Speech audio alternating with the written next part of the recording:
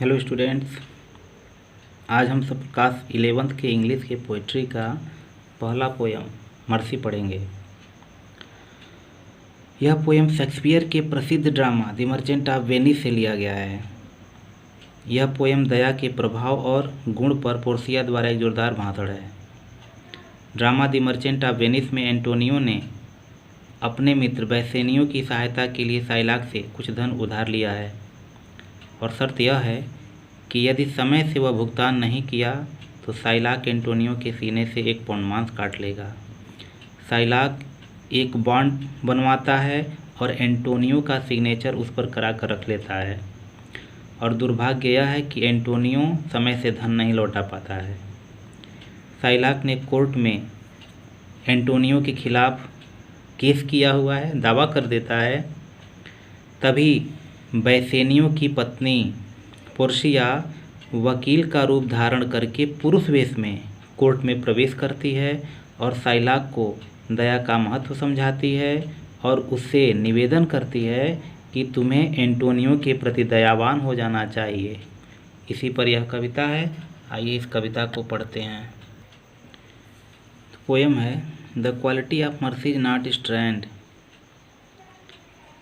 स्ट्रेंड मतलब होता है बलपूर्वक प्राप्त करना और क्वालिटी माने गुणवत्ता। तो पोर्सिया साइलाक से यह निवेदन करती है कि दया रूपी गुणवत्ता किसी के हृदय में बलपूर्वक उत्पन्न नहीं किया जा सकता है। इट ड्रॉफ्ट मतलब होता है गिरना, यानी बूंदों के रूप में गिरना।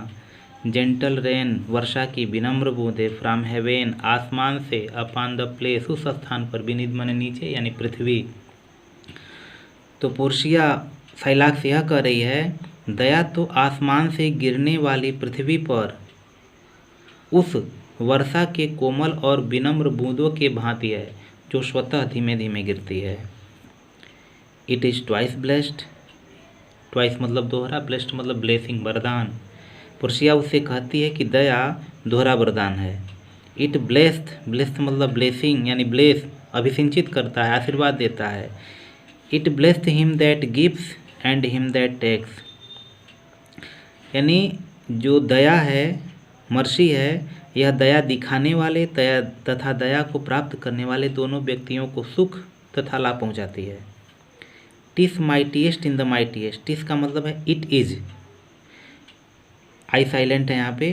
तो TISS mightiest in the mightiest.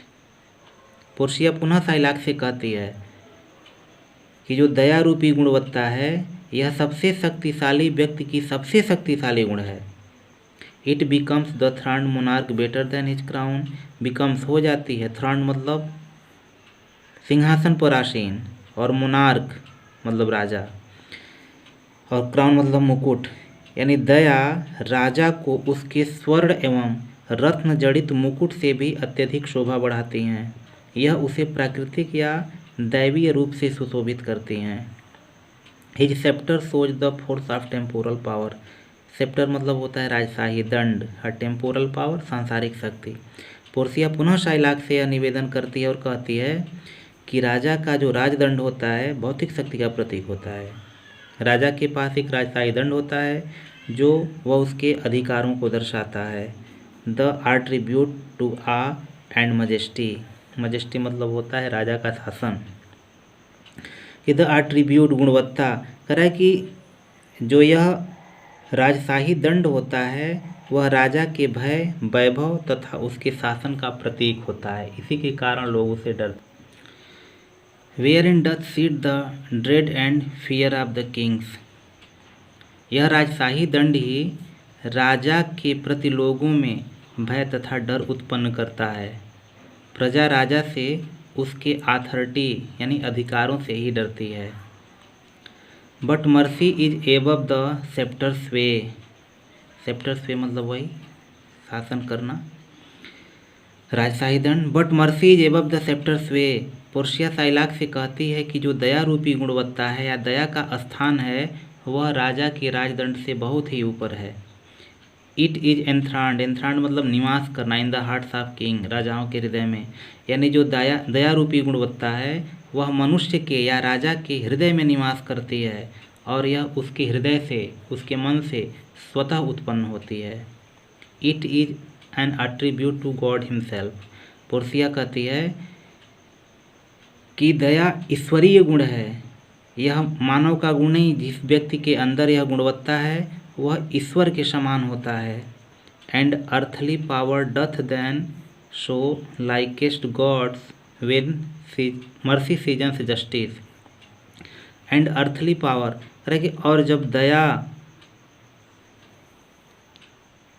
राजा के अंदर आ जाती है, राजा के न्याय में मिल जाती है, तब राजा की सांसारिक शक्ति ईश्वरीय शक्ति के रूप में परिवर्तित हो जाती है। इसीलिए पोर्सिया साइलाक से यह निवेदन करती है कि तुम्हें एंटोनियो के प्रति दया दिखानी चाहिए, दयावान होना चाहिए, क्योंकि तुम भी मनुष्य हो, वह भी मनुष्य हो, और एक मनुष्य को दूसरे मनुष्य के प्रति दयावान होना चाहिए।